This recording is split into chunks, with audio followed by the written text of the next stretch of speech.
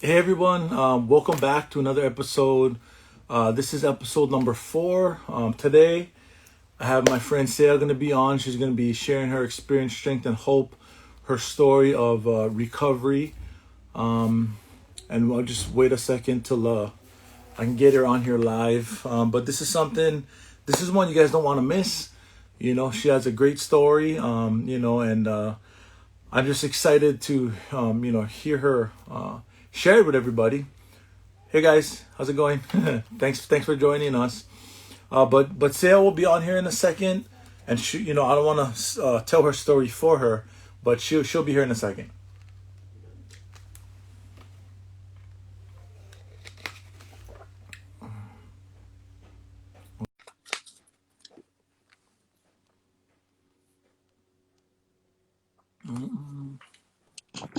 Hey, There's your second. yeah, I know that was quick. How's it going? Good. How are you? All right, good. I'm actually today I'm down in Redondo Beach at my brother's house. They're doing a little like lunch kind of thing. Everybody's all negative for COVID and everything, so we haven't seen my brother in a while and his family, so we decided to come down here, spend some time with them, and eat food. Food always brings people together. Yeah, but I'm really glad that you're here. Thank you again so much for this. Taking the time out to share with everybody, because like I've been saying is when the pandemic hit, everybody got to stay home, everything's closed. A lot more people today are on social media now more than ever, and people who are out there struggling with drugs and alcohol, they don't know where to go. A lot of the 12-step meetings are closed due to COVID. So Yeah. like churches online, like everything is done online now. So I mean, I never thought ever that we'll be able to make this kind of impact using the internet. Like I wouldn't have thought that, when I was in high school. I mean, I don't think there was internet. Oh no, there was. Yeah, there was the internet when I was in high school. Towards the end, right? Yeah. So, but how are you? How's everything going? Good. Good. I am tired. Yeah, yeah. You've been in um, the gym too much? no, I work for a home care company, and Oh, I work in the office, but part of that entails filling shifts when I need to. So I worked overnight, and then I had to go. I went straight to the gym from there because I had to, and yeah. then I had to go into the office for a little bit. So I literally just walked in the door like 10 minutes ago. So Wow, I usually wow. don't get out of gym clothes on Sundays, so you get me all dressed up today. Oh, okay. Well, thank you so much. So, now, Sarah, it's so funny. I remember when I first talked to you, I was like, I think her name is Seija, because it spelled like that, but it's actually not. Funny story. But I'm gonna give you the floor now to share your story with all of us. Okay. Yes. So my name is Seija. I am a grateful recovering alcoholic, Mhm. and my sobriety date is April 10th, 2015. Um, and saying those words out loud, grateful recovering alcoholic, Mhm. in my first couple months of sobriety, I would laugh when people would say grateful. Like, what in the Yeah, world could you possibly be grateful yeah, for to be an alcoholic? yeah. And I think what I've learned in the last 5.5 years is that I am grateful in a number of ways. Grateful to be on this side of recovery, grateful that I get to be on this side when I've seen so many people who haven't made it. Hmm. And I'm grateful that this is the life that I get to live, that I get to find out why. I get to do the work to Yeah. become really who I think I was supposed to be all along. So, a little bit of backstory. I am the fifth of 6 girls. My dad would always tell people growing up that he asked for a lot of women in his life. He just got it a different way.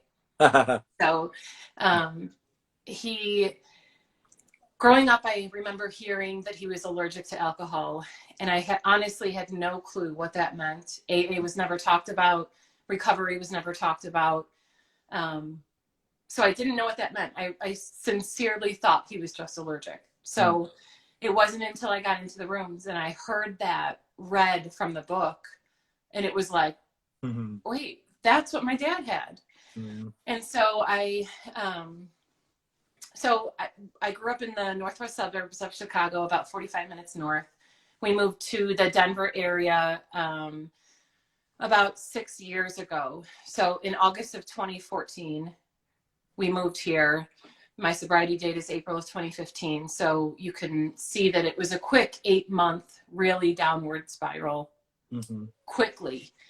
When we moved here, I had no accountability really to anyone or anything. And I say that, and it sounds strange to me to say, because of course I was responsible and should have been accountable to more than just myself. I have 3 kids. My oldest will be 19 in 2 weeks. My daughter just turned 15 last week, and my youngest is 10. And so the older 2 could walk to school when we moved here. My youngest was home with me. He was only 4. So we would go to the liquor store every morning and come home, and I would just drink. I just didn't, honestly, and being, for me, the biggest, oh shoot, sorry. Sorry. That's okay. For me, the biggest, one of the biggest gifts of sobriety is being able to see, to look back through my past and see kind of where things really went awry, when things really started to turn. When did life really start to become unmanageable? Yeah. And instead of just, and that's not dwelling on my past, but it's being able to learn from it, I think. And not being able to sit there, but also realize that where I am today is only because of what I went through back then. Yeah. And I really believe that. I believe that the lessons, and, you know, one thing I try to share a lot is that I think we all have different bottoms, or whatever you want to call it. We all have different, we get off at different elevator floors. My story is not the same as yours. My story is not the same as probably anybody else's, because it's my story. Right. But what is the same is that we found this common solution.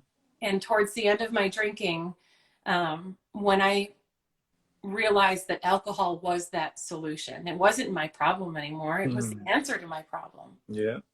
You know, I didn't have to think or feel or do anything as long as I could just drink. Then I was okay. And what a miserable life to live, really. So I came into the rooms on Friday morning, April 10th.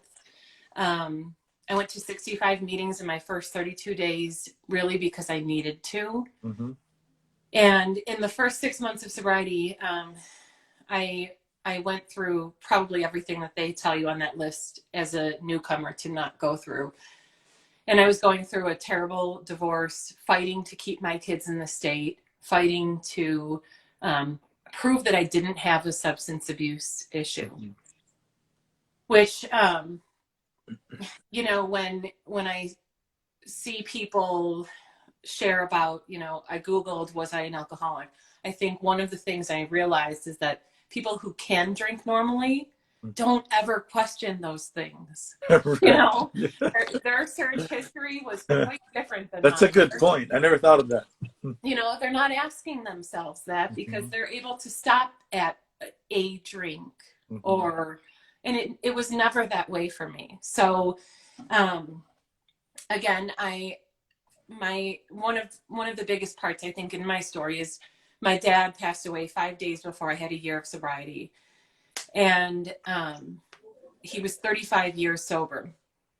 And when I went back to Milwaukee to get all of his things, he had I have his big books. He had 2 old big books, a 12 and 12. And all I wanted to do was get his AA literature. I just wanted it. I just knew that if it had helped him somehow, I wanted to have it. So I got it all from Milwaukee, drove down to my mom's, and they had been divorced for about 12 years at that point. So I didn't bring anything in the house. I set it all out. And I picked up one of the big books and a card fell out. And on the front, it said something like, you know, when you're going through a hard time or something, I'm always here. Yeah. And I opened it up and it said, I'm always here for you, friend. Love, Seija. And that was the first time I had seen her handwriting, the woman that I was named after. Mm-hmm. And what I learned just recently in sobriety is that I really, like 2 years ago, so I was already about 3.5 years in, I learned that my dad met her in recovery right before I was born. So I'm the only one he got to name. Mm-hmm. So it was always funny to me too, since that point, like, why wouldn't you tell me that sooner? That's kind of a big part of my story. So, so I think, you know, for me, the biggest part of my story is being able to share and give back Mm-hmm. what continually over and over and over again was given to me in early sobriety when I needed to hear those things. And I needed some lifeline, some peace that everything would be okay, because I didn't feel like I was going to be okay. Mm-hmm.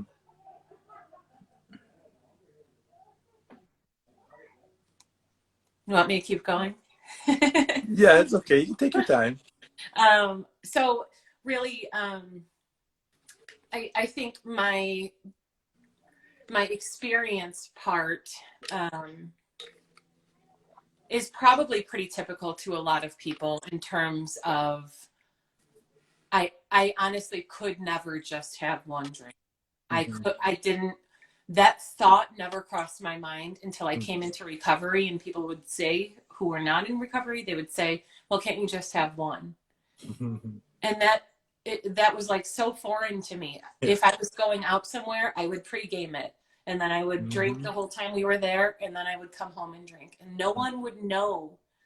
And when I started to do the really hard work of figuring out that why, I think I was able to see that I had to get honest with myself first, because while those people might not have known how much I had drank before we went out or when I came home, I knew, and I was continually lying to myself about whether I had a problem or not. Mm-hmm. And I, you know, in recovery, I think when I first sat down in the rooms, I remember I was about 2 weeks sober. And for the first 2 weeks, I would sit with my arms crossed and this pissed off face. And I've seen people like that in the room.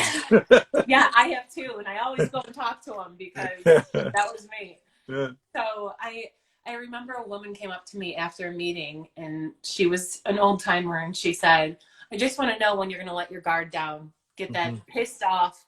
It's not even a resting bitch face. It's just a bitch face. When are you going to take it off? You know?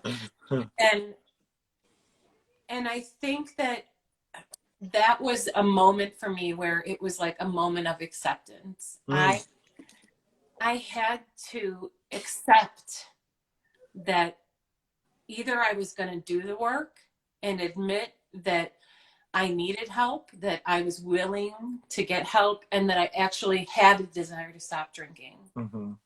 That I wasn't, you know, I was sitting there, I was in those rooms so that I didn't lose my kids. I was in there so that everything that I thought I had going on that was already falling apart didn't completely fall apart. And, you know, when people talk to me about early recovery, you know, even now through COVID, but when people would say, you know, well, I don't really know anybody in recovery around me. I think for me, when I hear questions from newcomers, I feel like I can answer them from my experience. I knew no one here at all in recovery or out of. So I really had to dive in and call. And when I would get phone lists and people would say, call me, I actually had to call them. Instead of, you know, when you get that phone list at the beginning, you're like, yeah, sure, I'm going to call you. And you're like, no, really. You know, but I can relate to what you're saying, because when I first got sober, I was already living in California, and I mean, I didn't know anybody. But even back home in Hawaii, I didn't know anybody who was sober. Like, it wasn't until I got sober and I was living in California to where I found out people in Hawaii were sober, certain ones that I knew. But you know, when you're active actively drinking or actively using, you don't want to hang around with sober people. Like, what for? You know Right. what I mean? It doesn't make sense. But you know, you mentioned something too about like getting honest with yourself, and I share this all the time because it has literally been the single hardest thing I've ever done in my entire life. Like nothing will ever come close to me becoming honest with myself. And I say that to like normal people to be like, what? That don't really make sense. But you know, when you're have this certain way of thinking, and when you're lying all the time, you're full of deception, and you do it for a couple of decades, you know, telling the truth is so difficult. It's so difficult. You know, well, it was for me anyways. And you know, like that's where everything started for me. You know, they say, hey, honesty, willingness, and open-mindedness, those are essentials. They're indispensable. They're absolutely necessary if you want to recover, if you want what we got. So I was like, you know, I kind of was like, you know, when I got my phone list, I actually called these people, like, because I was living with my sister, and I didn't have a car. I didn't have nothing. So I would walk to the meetings. It was like maybe, I don't know, 2 miles or so away. I would walk to the meetings, and I would just stay there, just meeting after meeting after meeting. Like they say, you know, do 90 meetings in 90 days. I mean, I did like, I don't know, at least 150 meetings in 90 days, you know, because I wasn't working at the time. So I was just so afraid to be alone by myself in my own head, you know, while my sister was at work, and I'm like home all day by myself, just thinking about the you know, the next drug, the next drink. How am I gonna do this? And it was just insane. But being honest with myself, man, that has brought so much happiness and joy and peace into my life, man. I'm so glad that you know, I made it into the rooms because it saved my life. Yeah. Yeah. I heard you say that actually on Steve's podcast about it saving your life. Yeah. And I think that for people who are not in recovery, that sounds so dramatic. It does, Yeah, you yeah, it know, does, it like, does. oh yeah, That's the literally. right word. It sounds so Right. dramatic. But it literally did, you Yeah. know, I mean, Yeah. these people, when I, even though I had this guard up and this wall up for so long, and for so long, really, it was 2 weeks, but it was, you know, 20 meetings. When I Mhm. had that wall up, they were still coming up to talk to me. They were still loving me. And I remember a woman would always, every meeting, we're still going to love you until you love yourself. And I Yeah. remember the first time she said that, I was like, well, I don't know what you're talking about. I totally love you. I'm good. She's like, you look miserable. You are Yeah. not good. And, you know, I think even right now, you know, when you talked about walking to meetings, Mhm. right now, there's no excuse for me to not get on a meeting. Yeah. They are truly at any time, anywhere. And Yeah. I get to be on meetings. I mean, right now you're in California and I'm sitting in Denver, you Yeah. know. But I get to be on meetings every night with people from the West Coast to the East to Canada to Mhm. Houston, you know. What a better way. I think it's when all of this started, of course, it threw everybody off and meetings closed and all Yeah. of that. And we need that connection. We need that Yeah. in-person connection, Mhm. of course. But it was that acceptance piece too. Look, here's Mhm. the reality. This is where we are. Yeah. Either we're here and we can choose to still do the work, or we can be pissed off about it Mhm. that we can't go into meetings and then completely isolate. And for Mhm. me, I felt like that at the beginning of this. I was still working, you know, I work in home care, so we are essential workers. We are out all Mhm. the time. We Yeah. never shut down. So I still had that physical connection and interaction and social interaction with people, Yeah. but not my people, Right. you know? You like And I can relate to what you're saying, you know, like when the pandemic hit, like my wife got pregnant, it was before she was already pregnant when all this started happening. And you know, it can be really scary, and then, you know, if you watch the news, you'll just turn into a crazy person, you mhm, know, and like I think that Zoom meetings, online meetings is a great substitute, but it will never replace in-person meeting where you can physically touch somebody. You can feel the emotions that they're feeling in the room. I can feel that over a Zoom meeting, but it's not the same. Like the physical touch, because I don't think human beings were meant to be alone by ourselves. I don't think so. It's all about connecting with people and talking with them, and it's so much support in that. But with the pandemic and the coronavirus and all the stuff, you know, my wife, I honored her request because, like, if it's up to me, I would have been going to, actually, I would be going to live meetings again right now, because I love doing that. It's part of what keeps me sober. That's not what keeps me sober, but it's part of it. And but I had to kind of get out of self, even though it's a good thing. It's still, it still leads back to self. I want to go to an in-person meeting. Any life run on self will can hardly be a success, the book talks about. So that entire psychic change happened for me in the beginning, so I was able to adhere to what my wife is asking of me and not trying to justify it, saying, babe, but I need this, don't you want to keep the man you married? Just kind of make excuses just to satisfy myself, even if it's a something positive that will help me, though.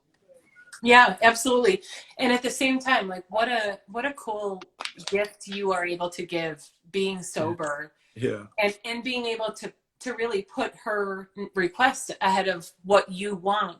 And Yeah. I think for me, and maybe another alcoholic or two, that instant gratification that I have to go now. Meeting's opened again, I need to get there.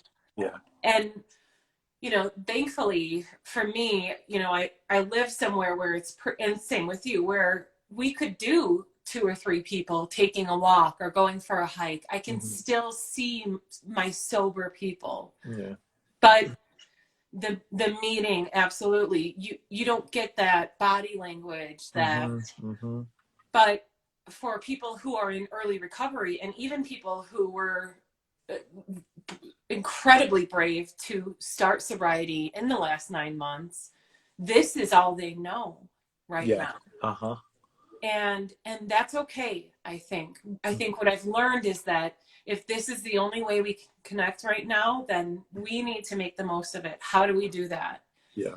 And we do it by continually sharing and by following up with people. And when I first came in, I had people tell me, not in recovery, I remember, say to me, you will never stay sober if you just go to AA. And I remember feeling like I took such offense to that. And what I realized was that they were right, that not in the way they meant it. They meant it that I had to go do other things, that AA would never keep me sober. Right. But what that meant for me was I needed to do more work than just sit in a chair. I had to participate. I had to actually call people. I had to give my number out. And then when people called me at 2 a.m., I had to answer. And I remember one of those first 2 a.m. calls where I answered, and it like scared me, and it was a woman who I didn't know. And she said, I got your name off the women's phone list and I just needed to talk. Okay, well, that's why my name is on there. So I'll listen. And, I think all of those little things for me are what make up the big picture and the biggest gifts of sobriety, actually being able to show up for other people, Yeah, and it's so good, I remember, like, I still get these calls every once in a while, but something that the program has taught me, it taught me how to think about you more than I think about me. And that just that alone, my life has improved so much just by just that one concept, just that one. There's so much more I learned. But I remember one of my friends, like, I haven't heard from him in a long time. And then he called me at like 2:00, 2, maybe almost 3. But he also has mental disorder. He is schizophrenic, and he's an addict. And those conversations are lengthy. Those ones are, but I never forget. Oh my gosh, this might make me cry. But I never forget the people that was there for me when I needed them. So like I have no problem picking up the phone when somebody calls me and they need help and they're struggling. Like, I'm not all into myself anymore. Like, no, but I'm tired. I gotta work tomorrow. Like, that's something I never will forget. Because if it wasn't for these people, I will not be here today. And I understand that. And my sponsor, especially, like, this man has all the money in the world wouldn't be enough to pay him back for how much he has helped me. Like, I mean, it's just unbelievable. And I love sponsorship. It's so important. And I literally just whatever he asked of me, I did. I was a doer, active in my addiction. So I knew how to take action. It was just like when he like I didn't care. Like, I was like, bro, I just do not want the life I have. You have a great life. That's what I want. Just tell me what to do, and I'm gonna do it. And that was it.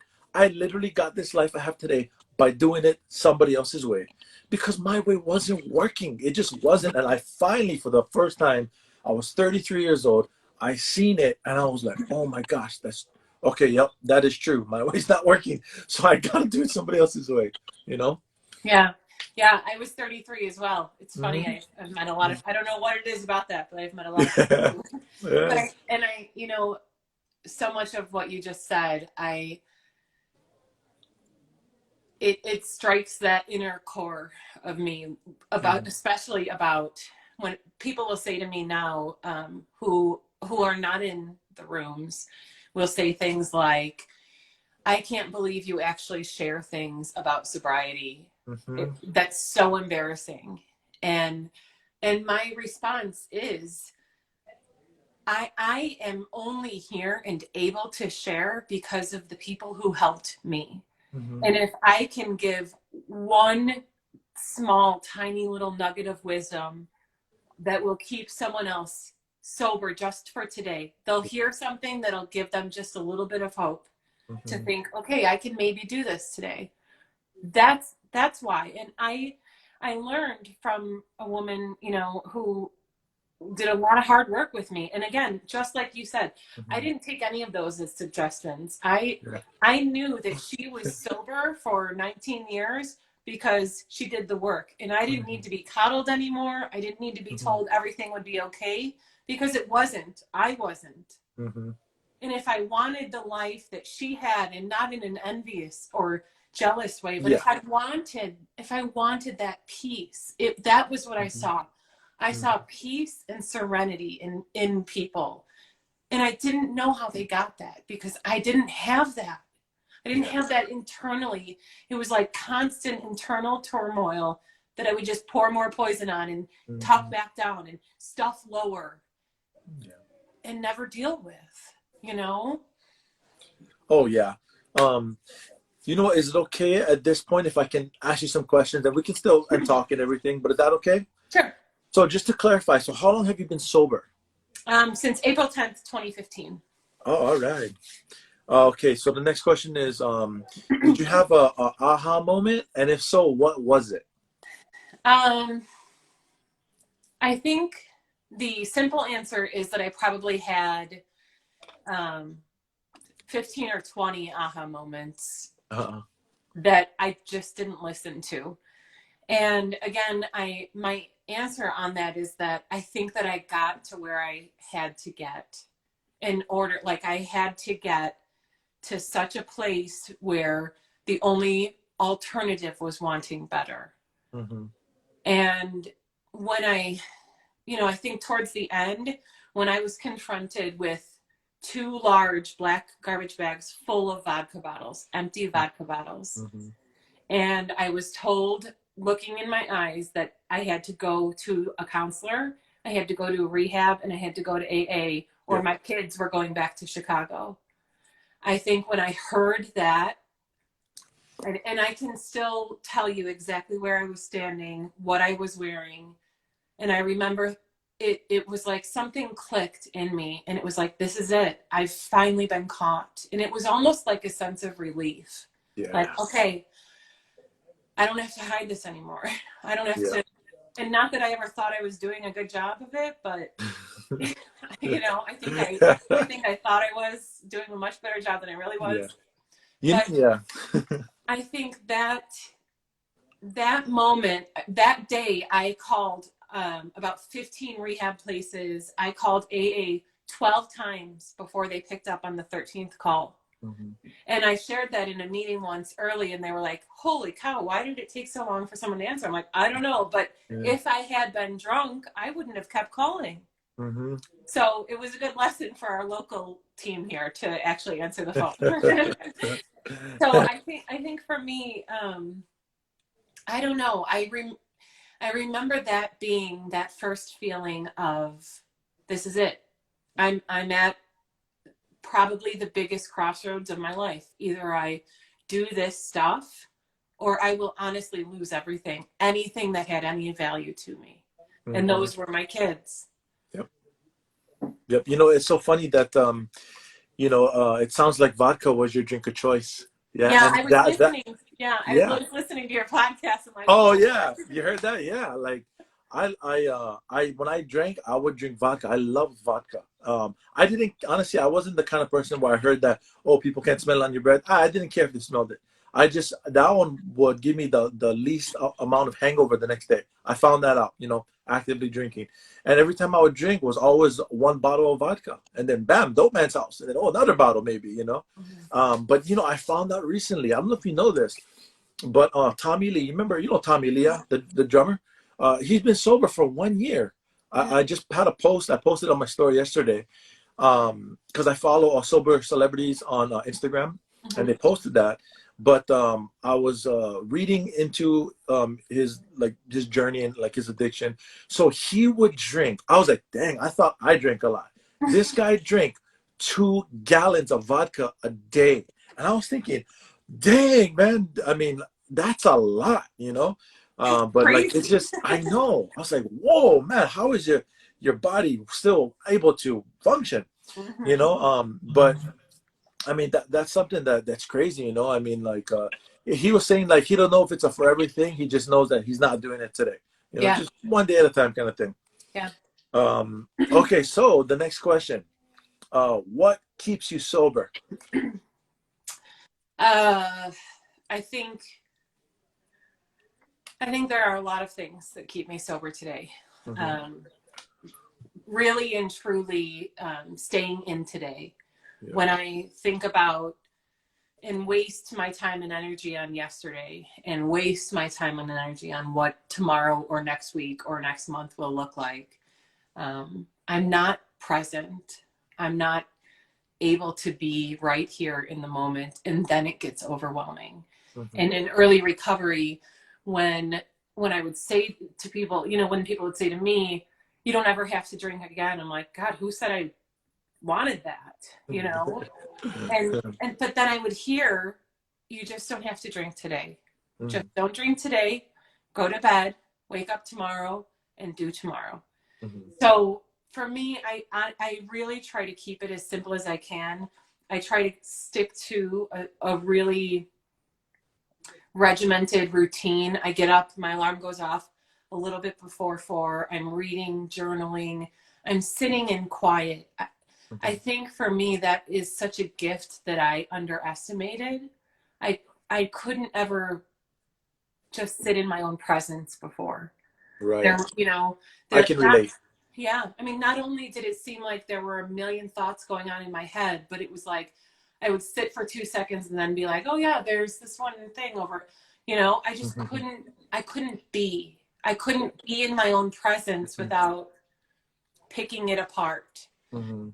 So I think being able to sit in quiet time, meditation, prayer, whatever you want to call it, and then getting to the gym. I think for me, it is absolutely mind, body, and soul work. It has to be. And who have I reached out to today? What tools do I continually reach for during the day? Hmm. If there's one thing I learned really early in recovery in my first year, was that just because I was sober didn't mean the whole world was going to fall into place. Right. My world didn't even Mm. fall into place when I came Yeah. into rooms. So being able to know that when life gets a little bit squirrely. Not if, it's when, because it Yeah. happens, you know? What do I do? What is my first go-to? And for a long time, it was isolating. I'm not going to tell anyone I'm having a bad day. I'm not going to tell, I'm sober now. I can't possibly tell people I feel crappy because I'm not Yeah. drinking. I shouldn't feel crappy. Yeah. But that's just not reality. And what I've learned, the more I've shared this, is that when I'm able to share with people today, even that life isn't all unicorns and rainbows, when I'm able to say, look, I'm having a hard day, can you talk? You know, an hour before we got on here, I was talking with a sober friend who I met on the Zoom meetings, and she happens to live a half hour away from me. Oh, wow. So it's really cool because we do get to be face-to-face friends. Mm-hmm. But when I'm able to say, look, I need to talk, it isn't a sign of weakness to me anymore. And it always was. When you ask for help, it's showing that you're incapable or that you can't handle it yourself. You're right. I can't. Yeah. And guess what? No one can. Mm-hmm. So I think knowing what is in my toolbox, being willing to learn from other people, still being able to learn, to always remain teachable. I am no expert at this. I'm no expert at parenting, at my job, anything. The moment I think that I am, I think I'm going to lose those things. Mm-hmm. And for me, keeping my sobriety as my top priority every day. What have I done to work in sobriety so that everything right under it stays in place? Because I'm going to lose that all if my sobriety falls lower. Yeah. Yeah, I definitely agree with you. You know, thinking about, you know, people that are new, when I was new, you know, addicts and alcoholics, I mean, we're the hardest workers on the planet. You know what I mean? Like, it's hard to outwork us. You know, I mean, that's just my opinion. That's not a fact.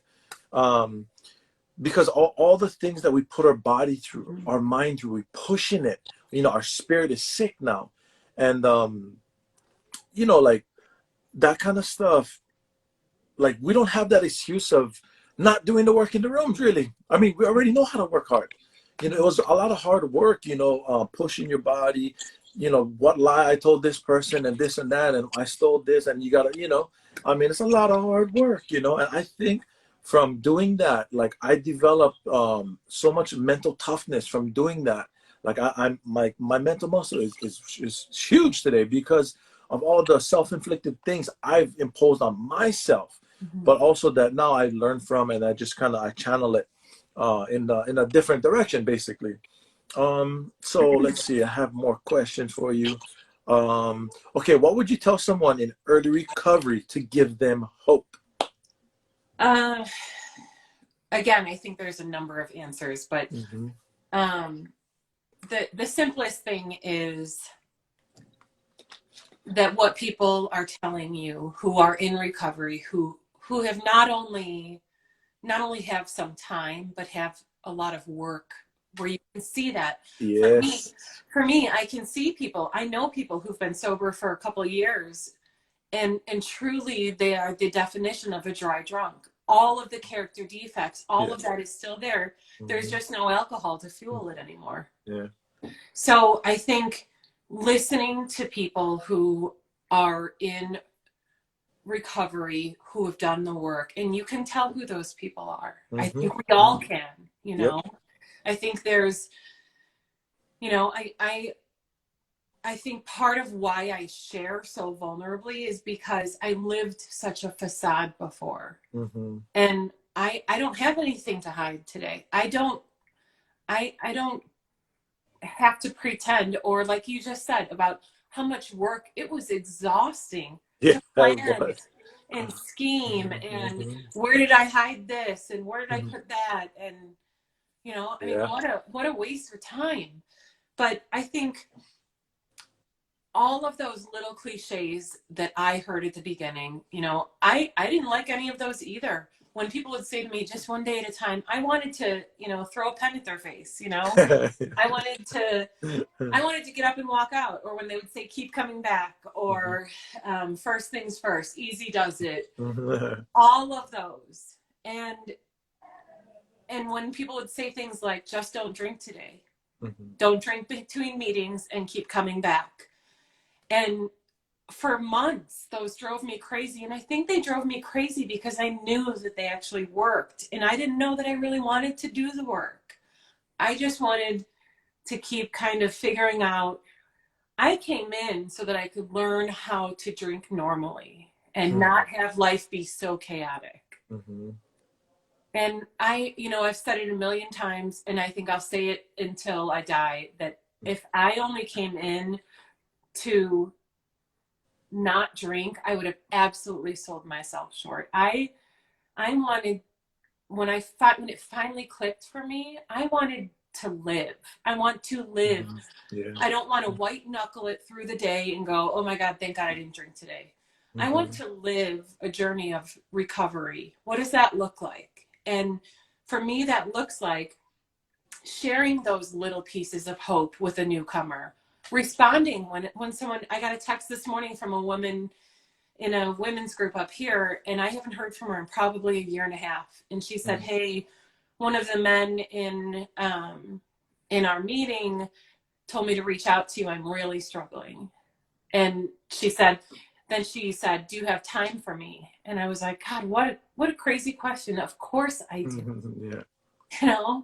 I mean, I feel like that's part of my responsibility and my gratitude for being a recovering alcoholic is to be able to pass on what was taught to me.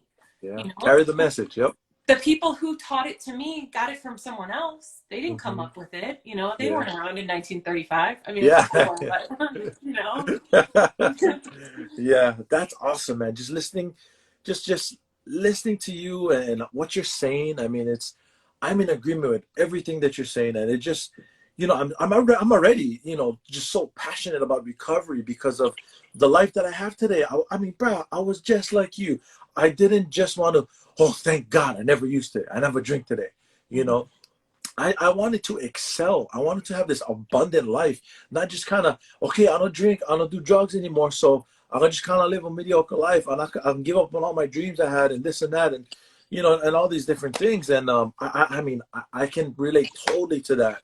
I was in a meeting last night, and they actually were talking exactly about that. And then this lady, long story short, she said she went to medical school. She became a doctor, and she's been a doctor for a couple of years now. She has her own practice. I mean, amazing. I mean, she was crashing cars, getting arrested to this, prestigious. She's a doctor now. It's amazing. Let's see. Okay, I get a couple more. What have you replaced alcohol with? Like looking at your arms, I can guess one of them. But like reading, doing other things. Yeah, I think in early sobriety, my mom said to me when I first started working out, so when I came into sobriety, I weighed the heaviest I've ever weighed, aside from when I was pregnant. And at that point, I literally couldn't even look at myself in the mirror. I would turn my back so that I wouldn't see my reflection. And when in the first probably 4 months of sobriety, I think I lost about 50 pounds because I wasn't pouring poison into my body. I wasn't putting, this much vodka with that much nasty sugar. It started as this much and that, and then it quickly. Yeah. But I think for me, I needed a new routine. I needed healthier coping skills and coping tools that I could actually change my lifestyle, really. And my mom said to me when I started going to the gym, she said, don't trade one addiction for the other. And I remember as soon as that came out of her mouth, I remember turning to her, I'm like, are you serious? You are seriously going to compare me going to the gym every morning to drinking all day? Like, let's look at this. Yeah. And I understood where her concern was coming from.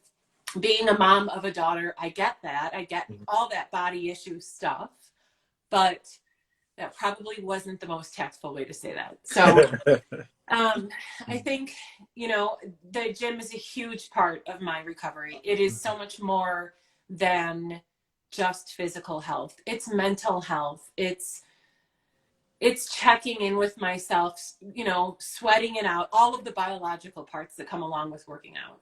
But it's also taught me that I really am stronger than I thought I was. I really can push myself further. And that's that mental piece for me. It's not just, I don't just go to the gym just to go to the gym. I go to the gym so that I can work on myself, just like I do when I'm reading and journaling and talking to other alcoholics. It isn't just to go through the deal and go through the motions. It's so we can continue to learn and grow together. I think the second that I drop one of those pieces a little bit, and even in COVID, when everything started and the gyms were closed, I had to improvise. I could have just chosen to not, but I think for me, when I feel that stagnant and stuck feeling, I'm going down a really dicey road. And that road leads me back to isolation. And that isolation takes me back to when I was drinking. And I can't go there. So for me, being able to recognize those parts, again, reaching out to people, even if they don't have, 40 years of sobriety, if they have 4 days saying, hey, can we talk? I think those are the most helpful pieces. And so replacing, I think, is the easy way to say I'm able to be present today. I took my little 10-year-old hiking. He's not like up to my shoulders now, but my little 6'3" 19-year-old. But I took him hiking yesterday, and when we were driving back, I've shared a lot about him before, but he is just an old soul, and he talks a lot about sobriety and a lot about why I share and what it means to me, and in turn what it means to him, because he's growing up with a different mom really than his older brother did. Yeah. So I think that those are parts of what do I do daily to maintain my spiritual fitness, and all of it is connected, my mind, body, and spiritual fitness. I think. Yeah, definitely. Well, so wait, how long have you been consistently like working out? Because like you're pretty buff, man. Like you got more muscles than me. I think I've been working out probably for about 3.5 years, 4 years. Oh, okay. All right. That's cool. So like when you got sober, you didn't instantly go like, let's go to the gym. No. I think I was trying to figure out life at that point. Yeah. I mean, I had no job. I had no bank account. I had nothing in early sobriety. So I was really just treading water. Right. And I think trying to establish all of that. So probably about a year, maybe a year and a half into sobriety, I started to really go on a daily basis. And I think, when people ask me about working out today, I share anything I have all my workouts written down in my phone, and I just pull them up and pick.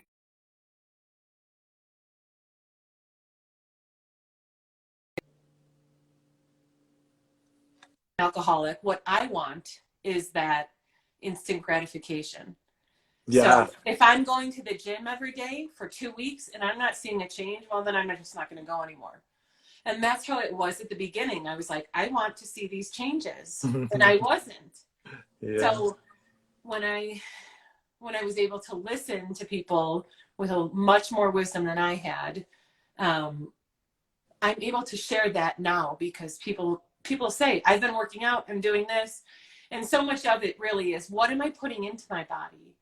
Instead of fueling myself with poison and God knows what else, I can put clean, I meal prep every Sunday. I take care of what goes into my body for the most part. That doesn't mean I'm not eating half of my son's cinnamon roll upstairs. But Yeah.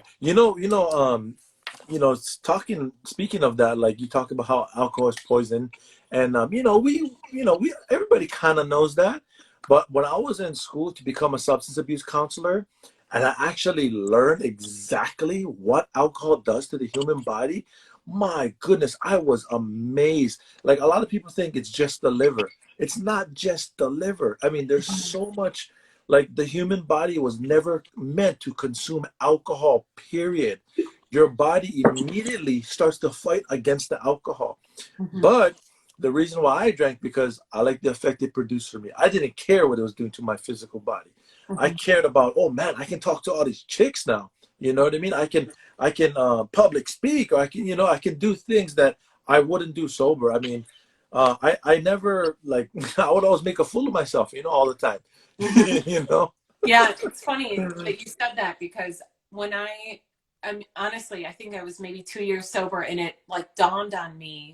I always thought I was an extrovert because I would talk with anybody, but I always thought I was just an extrovert. And I think Uh-huh. really I was an alcohol fueled introvert, really, Uh-huh.